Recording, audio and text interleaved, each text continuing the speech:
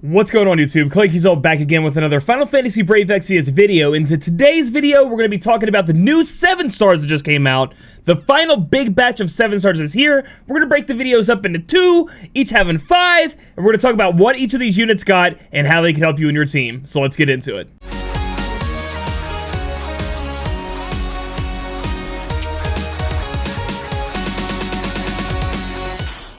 Alright guys, and first up we have Lila, and Lila was a powerhouse when she first hit Global back when she was released. At 6 star, she had this whole move that was spirit scaling. It did magic damage, but it was a physical attack, meaning killers, etc. applied to it. You could see her on your friend list decimate anything that got in your way. It was a very, very powerful unit, but as other units started to come out, she started to fall behind. She wasn't the best. Let's see if her 7 star can revive her back up to her glory days and make her just as powerful as she once was.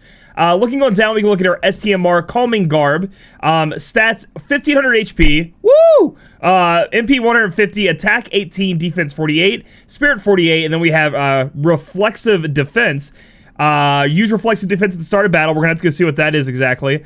Negate 1 physical damage taken. So it seems like a really crazy looking, honestly, which is weird for it to be on Lila, like a tank, clothing to have on. I mean, 1500 HP is a lot. It does have a lot of defense and spirit with 48. Now, it's not the maximum when it comes to tanking, but with that negating a physical attack, it seems decent. Now, I'm not gonna say this STMR is out of this world, blowing my mind. Just doesn't really have the stats and defense and spirit to back it up. But it still seems kind of cool, and if you have it, you may be looking to put it on a tank unit and see exactly what you can do with that anyway. Scrolling on down, we can go ahead and look at the 7-star abilities that Lila gets. We can look at the first one being Martial Arts Shield Breaker, and it's very important to look at these martial arts abilities because she can use martial arts abilities twice in a turn. She had that at 6-star. And if we scroll on down, she does have an ability, Open Eyes Flash, which lets her use martial arts skills 3 times in a turn, so that's going to be very important. If we look here, Martial Arts Shield Breaker, physical damage to all enemies, not a very high multiplier. Decreased defense 50% for 3 turns to all enemies. So, AoE 50% break, pretty cool to have. Nothing groundbreaking. A lot of units have somewhere around this or even more. But it's cool that she gets that at 7-star as an option because, again, she can dual cast it. She can break and then do her other damage dealing ability if need be. Martial Arts Self-Discipline. Restore HP 50% and MP 15% to caster. Cure attack and spirit break to caster. Again, Lila uses attack and spirit to do damage, so that's why it's curing both of those. HP 50% and MP 15% is pretty good. You need to get that MP back. Pretty much is what you're going to be using that for. You probably have a healer that's going to take care of everything else. But decent, again, because you can dual cast it or triple cast it if need be. Other 2 abilities, also martial art abilities, but they are cooldown abilities. First one, can't use it till turn 7 with a 7-turn cooldown. That is rough. Martial Arts Waking Palm. Physical damage 26 times to 1 enemy, which is pretty large physical damage. Now, the thing is, again, like I said, we used to use her as a physical attack with magic damage, 10 times spirit scaling to an enemy. This is where you would kind of use her with, you use Heaven Shift, do, you know, that chaining with her. And again, this chaining, it was rough. Again, that's another negative I didn't point out, is because she really can only chain with herself, or she could kind of chain with the way Gumi said with Atoning Dragoon Kain. They're the only 2 options. So one of the things I'm looking for also in her 7-star kit is some kind of future chaining ability that's going to allow her to be able to have a bigger chaining family, at least with something that's coming out in the future, okay? So we can see a 7-turn cooldown. This is a 1-hit finishing move. Does a lot of damage. It's physical, so if you're building her spirit, not going to do the most damage, but you're going to have to build her physical for this to hit really hard. Enable skill for 2 turns. Open Eyes Flash, meaning she can cast all of her martial arts skills 3 times in a turn. Next up, she has Martial Arts Burning Heart, available in turn 1. 6-turn cooldown, 5-turn cooldown if you count the turn you use it. Increase LB gauge fill rate 200% for 3 turns to all allies. So she can use this ability on turn 1. Everybody's getting their LB up by 200%. That is a lot. And then it also enables her to be able to use triple cast on all of her turns. So sadly, it looks like we did not get another huge chaining ability for her to be using that's going to help her out. But we did, looks like we got some support abilities to help her be a little bit more of a damage dealing support kind of unit. I do like that LB gauge fill rate. That seems really sweet. Moving on down to our 7-star passives, we have Talon Stance. This requires a TMR. And if we look at our TMR again, these are the Claws of the Destruction, Attack 130, Spirit 30, and Element Dark. So it is going to, if you want to have this TMR passive on her, you are going to have to lock yourself into using physical, because it's only 30 spirit. I mean, you don't really have to, but 30 spirit's not you. There are other better, even Knuckles out there that are better than that. You know that.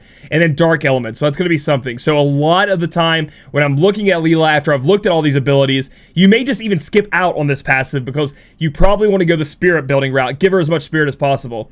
Increase attack 40%. Increase equipment attack 40% when dual wielding. Increase equipment attack 100% when single wielding any weapon. It also upgrades the LB, so we'll have to look at what that is. But this gives her a lot of attack. If you're going the physical route, you're going to get a lot of attack from this, and you also have your choice of either true dual wielding, and you get 40%, or true double hand, and you get 100% passively. Pretty sweet. But again, I think when you think Lila, you think you want to build up that spirit and use that cool physical attack that deals magic damage with spirit scaling. That seems all really great. Vector Force. Increase fire, lightning, and dark resist by 30%. Increase HP 20%. Increase spirit 20%. So we're getting some spirit passives to help her out with that build. And then if you get to 120, Secret Approach. Increase spirit 60% and MP 30%. Auto cast regen at the start of battle or after being revived. Recover MP 5% per turn. Increase equipment spirit. Now, I do believe this is global exclusive.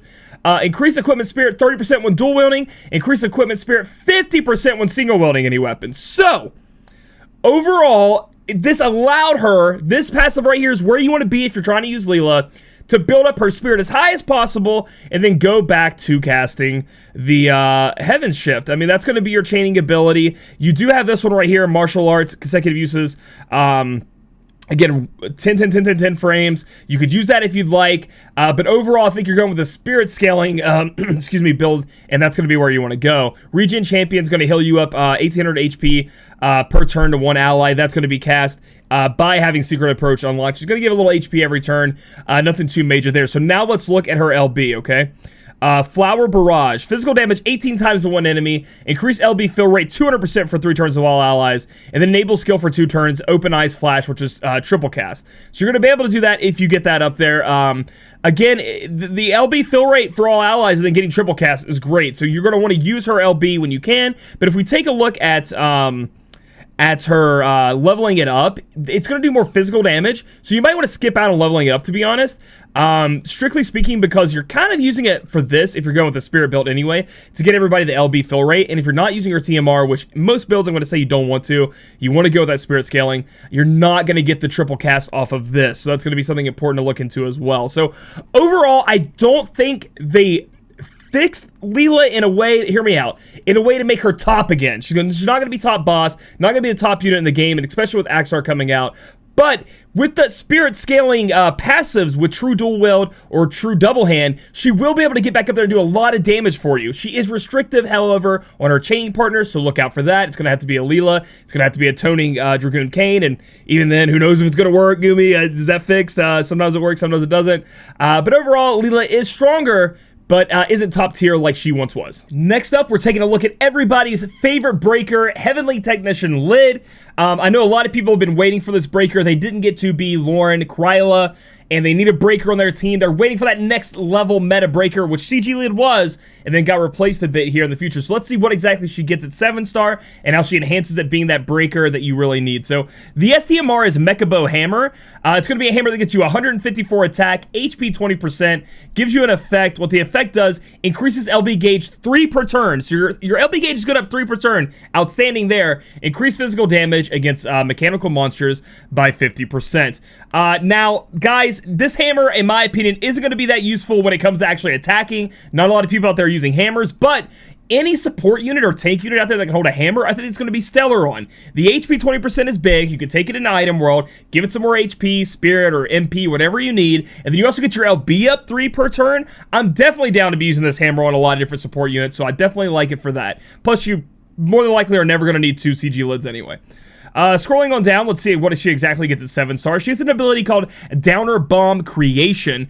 And you can see the wiki isn't exactly updated, but I know what it does. It's on a 4-turn cooldown, 3 turns if you count the turn that is used. Available in turn 1. It has a 23% down the board to either do attack, defense, magic, or spirit. And it's going to break that stat by what I believe is 84%.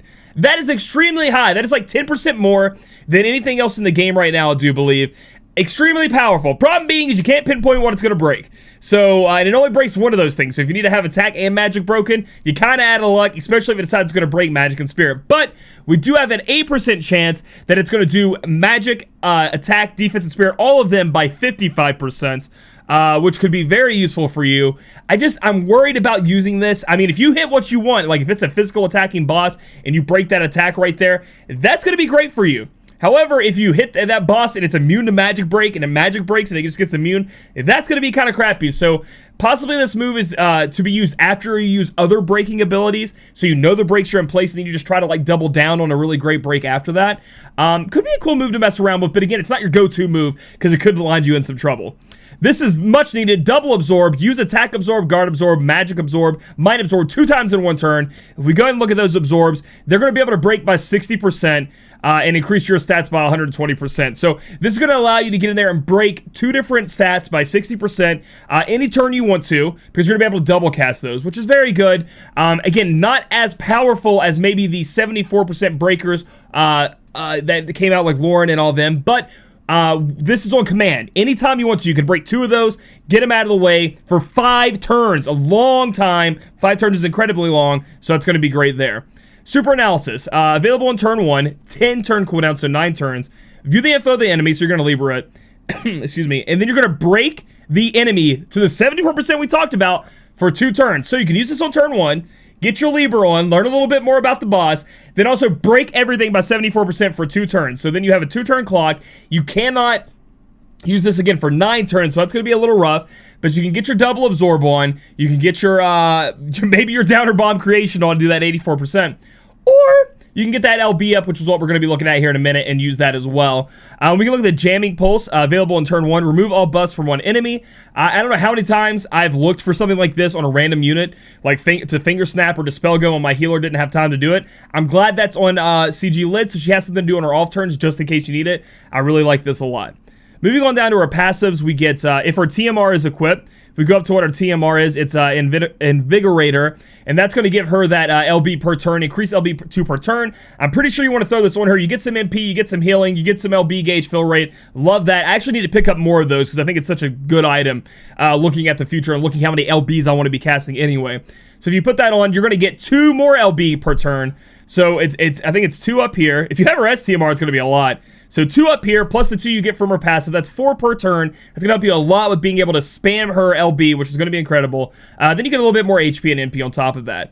Attack 20%, kind of useless on her. Not going to be using that too much. Then we have a L-type battle support system. Increase attack, defense, magic, and spirit by 20%.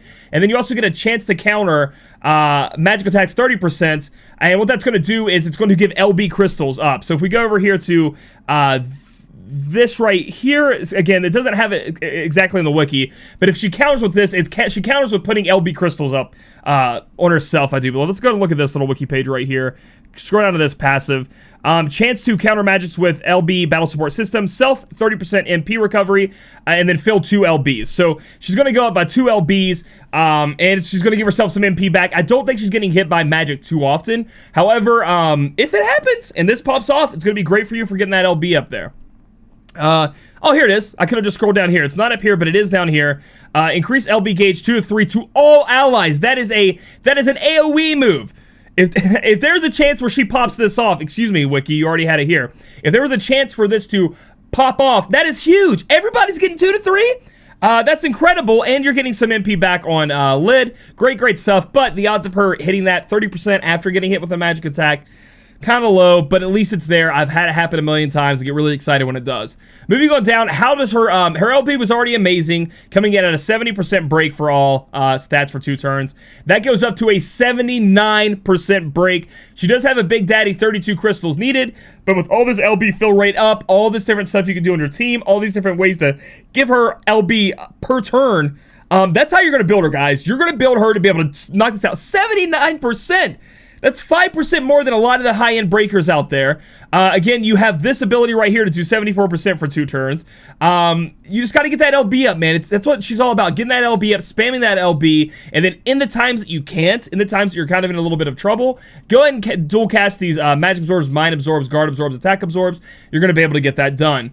So she's a very, very good at breaking. She doesn't really have much else she can do for you, though, which is kind of troublesome when you look at units like Lauren and 2B and the soon-to-come-out Orin and Kryla. They all can break like that, but they also have another thing they're really good at doing. Whereas CG Lid, very, very good at breaking, can do that very well, very necessary in a lot of fights, but is kind of pigeonholed into that role single-handedly. But you know, that role is very good. So for everybody out there with CG Lid doesn't have any of the breaker units I already talked about, make her 7-star and get ready to use her. Next up, we have Atoning Dragoon Kain coming in here. Remember, at 6-star, could kind of chain with Lila, was what they said he could do. Didn't really have the stats or the chaining families to back him up. We're going to see if he gets the stats to back him up, some way to make him really great and a reason to be using him on your squad. Over some of these higher-end damage dealers. Obviously, if he's your only damage dealer, anything done here at 7-star is going to make him useful. Anything done to him to increase his stats is going to be great. However, if we're talking about comparing him to other damage dealers you want to use, let's try to find a niche use to make him great and usable in global, okay? So let's look at the STMR Kain's Lance. 168 attack, HP 15%. Kain's Lance gives you guys increased jump damage 50%. Again, if you're using a Dragoon, jump damage is amazing. It helps out a lot when we're trying to talk about those damage calculations. 168 attack, HP 15%. Not bad, not bad. But again, nothing too insane. Very niche uses. Nothing to go home about and be like, I need to use UOC on Atoning Kain to get that STMR. Not too crazy there. Moving on down, let's look what he gets at 7-star. Dragon Raid Plus. Physical damage 5.8 times after a 1-turn timed delay. So go up in the air, click down, come down, do some damage at the jump damage. Not the highest, didn't really have anything tied to it. Kind of a bland Dragoon jump as compared to other Dragoons. So we're going to skip past that. Not too excited about that too much. And I know I'm going to probably catch hate if I say anything bad about Dragoons. The Dragoon people come out of the woodwork and start smacking me around. Hey, I'm not changing the way I think about them. They're not the best in the world. They ain't the worst in the world, but they ain't meta-changing. Available on turn 5. 5-turn cooldown. 4 turns if you count the one it does. Physical damage 10 times, ignore defense 50%, which 20 times. It hits 3 times, and it's a 99. So that's a really big hitting. That is a physical damage 20 times hit. Hits 3 times. I'm not sure exactly how that chains up. Sadly, you can't use it until turn 5. Then it's also a 4-turn cooldown after you use it. Kind of rough with that there. Physical damage 3.3 times to one enemy. Physical damage 1.2 times, 2.5 times per turn for 5 turns to one enemy. So if you use this, it's going to keep smacking that enemy every turn for 5 turns, doing a little bit of damage. Not the most damage in the world and hasn't really fixed much of anything. Kain was really great at adding elements to himself, getting in there and imperiling that an element, and then doing damage with Sonic Gale. If we look at like Piercing Air and we look at Piercing Aqua, these and Piercing Darkness, these were the abilities he could chain with Lila if you're going to be using Lila's 7-star. However, again, sometimes it messes up, and even in the beginning it didn't work, so people are saying it's somewhat fixed. I'm going to say I haven't tried it out, but it's not the easiest. Like, you can look at it. You can already look at it and see 8, 5, 5, 5, 7, 7, 7, 10, 10, 10, 10. It's going to be rough because it's not... It just... I don't know. Well, I'll have to test it out, I guess. I haven't tested it out to see if it worked. When it first came out, it didn't work out as well as people were hoping. And then we also have the Pile Driver, which is 288888. And Pile Driver, again, those are units like Eileen, things like that. If you click Pile Driver here, if you ever come to the wiki and you click on it, it'll actually tell you Eileen, Laura Croft, Explorer Eileen, Camille, himself, and then he gives you a bunch of Sieghard if you want to chain with him. But again, not top-tier damage-dealing units. And I know what people are thinking. I want to use units that aren't top tier, and that's fine, that's okay. But when it comes to these, people have to use a lot of their gil, a lot of their cactuar, leveling them up, and they want to know if they're useful, if they should be putting things into them. And Kain just isn't there for me. He didn't get enough, especially in his abilities. Let's look at his passives and see if things change from there. If we have his TMR equipped, which is going to be his awesome helmet, I do believe, right? Dragoon helmet, attack 40, defense 28, water and wind element. So that big attack 40 is great. We get increased spirit and MP 20%, increased equipment attack 40% when dual wielding, or 50% when true double hand. So he gets 40%, which is a big number, true dual wielding, or 50% when true double handing. That's passively he has in his kit there. Then he also increases his LB fill rate by 50%. So maybe his LB is what's going to save him here. Let's check that out. Enables dual wielding of one-handed spears, so he gets Master of Spears. He gets dual wielding in his kit of spears, so you can slap some spears on him. Increase attack 30% when equipped with a spear, so he gets some more spear mastery there. And he does get some Sonic Gale and Piercing Air, Piercing Aqua, and Piercing Darkness do get some modifiers added to them. So they aren't incredibly high, even with these modifiers added, as comparatively to other units, especially units that can chain and finish for themselves, like Hyo, Sora, Kingdom Hearts Cloud, etc. But they're okay. Anything added to make him do more damage is great, right? Anything, if you're wanting to use him, this stuff is always great in your eyes because it makes him do more damage overall. Increase HP 20%, increase attack, defense, magic, and spirit by 20, and increase LB damage 25. Looking at his LB, sadly isn't the best. I mean, it's, oh man, what a line of disappointment here. Dragon's Bane. It'd be cool if it was like Dragon's Bane, physical damage 8.5 times, ignore defense 50%, 17 times overall, one hit, finisher ability, 150% dragon killer. You know what I mean? Why can't they add that? Who cares? It makes him good against dragons. Come on, man. So overall, I'm not going to spend too much time on Kain. I'm sorry, Dragoon lovers out there. You guys are going to continue to hate me. I just don't think he's the best in the world, and I don't think his changes really helped him out too much. I think he's just too far gone. But if you want to use him, obviously a 7-star is stronger than a 6-star. Little tough to find a chaining partner on your friend list, but hey, if you really want to use Kain, I'm sure you can find some uses for him out there. Next up, we have Emperor Shera, and I know a lot of people out there have been looking forward to him. They've heard a lot of rumors about how great he can be, so I'm going to put that to the test. We're going to look at him and see what exactly he does for you and how he makes your team stronger and better. So looking at his STMR Emperor's Ring, it's going to give you defense 30, spirit 30, fire resist 50%, along with Bearer of Burden, excuse me. Increase HP 40%, increase spirit 30% when equipped with a light shield, increase defense 30% when equipped with a heavy shield. This is a tank STMR, and I love every minute of it. I don't see anything wrong with it. We get to get some big fire resist added to your kit, along with nice HP stats, and then some defense or spirit, depending on what shield you put on. Could be very nice for a... it's not insane, right? It's not like, oh my god, I have to have it. But it's still pretty good, because it also has these aren't tiny stats on a ring. Defense 30, spirit 30, not tiny by any means. And it could go on somebody like a magic cover tank that's looking to cover fire damage. I mean, the 50% is absolutely insane, allowing you to have a lot more spirit and some HP thrown on there. I like it a lot. I actually want one myself. Moving on down, let's look what Emperor Shera gets at 7 stars. So we know that he needs a good chaining family is what he needs. And overall, he gets that. He gets that right here with Divine Ruination chaining. And he gets to, he gets to dual cast that, because we look at Zoldad Empire Swordplay, which is going to be his first 7-star ability. We can use a lot of these different abilities twice in a turn. One of them should be this ability. Yes, here it is. I'm not even going to try to say that. I will get destroyed by everyone. So whatever that ability is, he can cast it twice. And that's going to be his Divine Ruination, which is going to be great. If we look up here, he does get I cannot say any of these names correctly. I would get obliterated.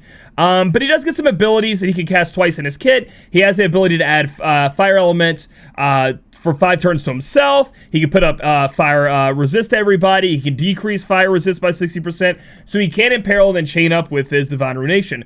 But essentially what he's going to be used for at 7-star is this ability right here.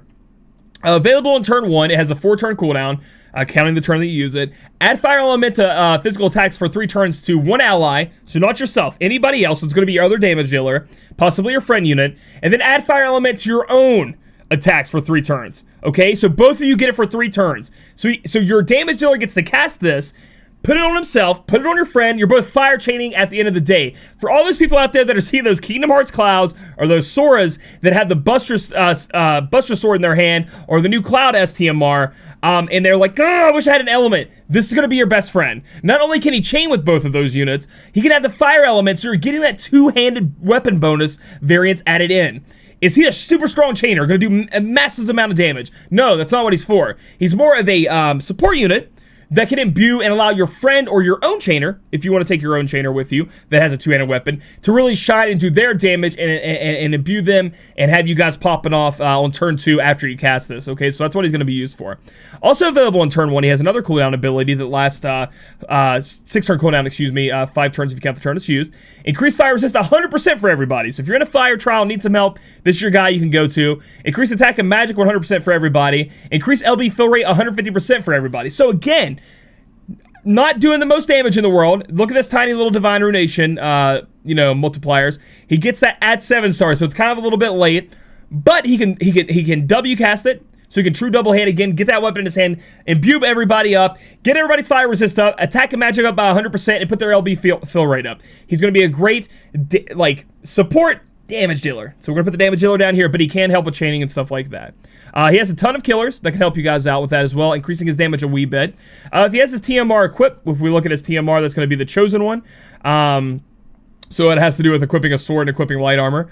Let's go. Where's it at? Increase physical damage against beasts, demons, plants by 25%. Increase LB gauge fill rate 3 per turn, and upgrade your LB. So you might be wanting to slap this on for all these different killers. Plus, this is huge. I can't believe I keep seeing this 3 thrown around today. It's been insane. Increase MP 20%, increase attack, defense, magic, spirit 20%, and increase, so he gets 100% true double hand, or you can also get 30% true dual wield. I think you're going to true double hand him. You're going to put the two-handed weapon in his hand because of the self-imbue, okay? Moving on down to his limit burst. Physical damage 6.5 times, so that's going to be a 13 times multiplier to all enemies. Inflict 4 random status elements. Mitigate damage taken 40%! That's pretty good. At only 26% with all that LB fill rate up and stuff like that. Restore HP 0% and MP 10% to all allies. Okay. Increase physical damage against beast, avians, and aquatics for 2 turns to all allies. This LB seems busted. I'm not sure about these numbers right here. I don't know why HP would be there if it's 0%. I just don't know if that's filled in yet. But giving HP and MP back to your allies, no matter what the number is, along with damage negation 40%, that's a fucking high number. Doing some damage on his own, and then giving everybody 25% extra beast, avian, and aquatic killer? That is insane. So that just adds to his support damage dealing capabilities. Overall, I think Emperor Shera is definitely a good unit. A definitely strong unit. Not strongest in the world at damage dealing, but has so much to his kit that he adds along with that chaining that he can do. He can definitely pass on any team, and I definitely want to test him out and mess around with him a bit with my Sora. Seems very powerful and definitely worth the upgrade in my opinion. And last but not least, an all-time favorite buffer support unit is finally getting his 7-star. CG Nichol is here. Let's see what exactly he gets a 7-star and how he could become even better, because he's still top-notch in my opinion in global already. So moving on now, let's look at this STMR, the Divine Art of War. It's going to be a rod. It looks like attack 16, magic 151, spirit 54, big stats. Effects, Water God's Favor. Increase HP and MP by 15%, great stats. Increase Leviathan's evoke damage by 75%. So essentially, you want this STMR if you want to be doing mad damage with Leviathan on a summoner. You're going to slap this on somebody with a summoner. You're going to take in Leviathan's 3-star grid. There should be nodes that allow the evoke damage to be even higher. And before we can realize all of this great damage, we are waiting on a specific unit, a specific summoner to come out that changes the way summoning is done, and this could be massive damage on them. But it'd be pretty cool to mess around with on global already. That is a very niche, very cool side thing that has 75% more evoke damage is a lot. I'm excited to mess around with it. Plus, it's a big rod that has 151 and a spirit 54, plus the HP and MP if you're not even using Leviathan to evoke with anyway. I think it goes really well with CG Nichol. Moving on down, we can look at the 7-star abilities. Water Infusion. Add water element to physical attacks for 3 turns to 1 ally. So it gets the ability to water imbue. Sadly, it does not look like you can dual cast that. If you were able to dual cast that, it would be ridiculous. So you're only going to be able to cast it on one person. Now, perhaps your unit will have a water weapon. Your friend unit will have no elements. Then you can just cast Water Infusion. The only part I don't like about this is I don't like taking the turn off with CG Nichol after all the things he can do to just water imbue somebody. I've been messing a lot around with Ignis, and I kind of feel the same way. Ignis can do so much, but when you take the time to start imbuing other people's weapons, he kind of starts losing his power. So this is nice to have in a situation where you might want to use it, but I'll wait for units more like Emperor Shera, like we just talked about, where it doesn't really stop them from being the support unit you really need on the first couple of turns in a match. Enhancing Stance. Available on turn 1, 4-turn cooldown if you count the turn you use it. Recover MP 100 to 1 ally, so it's going to be a single target. Remove attack and magic breaks for 1 ally. That's a lot of MP, by the way. Increase attack and magic 175%. You're slapping this on your finisher, you're slapping this on your chainer. You go to town, baby. Increase LB gauge 5 to 1 ally. Jeez, this is a good ability. It does a lot. It does a lot. It even gets rid of the attack and magic break, which is sick. Honestly, hey, if you ever get the chance, you're just like, hey, that guy needs to do more damage. He needs his LB. Boop, 175% is a lot. That's a big buff right there. Along with all the MP you may need. So this may be a turn where like your chainer or damage dealer just needs a lot of MP back. You just slap it on him, and there you go. Insta MP, insta OPness, insta LB. Heroic Stance. Available turn 1, it's a 6-turn cooldown. Increase attack, defense, magic, and spirit 150% for all allies. Oh! Yes! Okay. I see that at the bottom, too. Okay. Increase evocation gauge 2 to 4. So, CG Nichol is going to help you start being able to summon your espers in the middle of battle, along with buffing everybody up by 150%. Very cool. Very cool ability here. Next up, we have Barrier Stance. Mitigate damage 40% for 3 turns to all allies. I can just cast this turn 1, cast this turn 2, and have my evocation gauge be going up like crazy, because it also increases your evocation gauge. Mitigating damage by 40% is a shit ton.